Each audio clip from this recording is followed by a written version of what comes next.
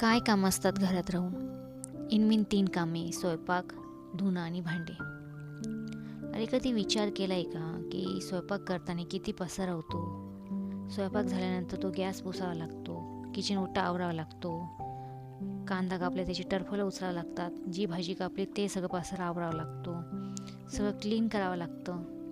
नुसता स्वयंपाक करून मोकळं नाही होता येत. स्वयंपाक झाल्यानंतर बाकी असं कामं करावं लागतात, जी व्हिडिओमध्ये दिसत आहेत ते. झाडझूड, स्वच्छता, क्लिनिंग करावं लागते.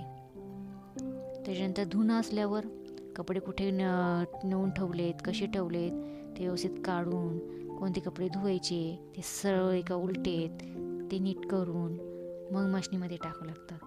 मशीन जर असेल तर ती फक्त कपडे धुते, ती कपडे घेऊन जात नाही धुवायला, ती स्वतःच्या हाताने निरमा पाणी वगैरे घेत नाही. हे सर्व कामे आपल्यालाच करावं लागतात. आणि भांडी, जेवढी माणसं आहे ना त्याच्यात 3 पटीने भांडी निघतात.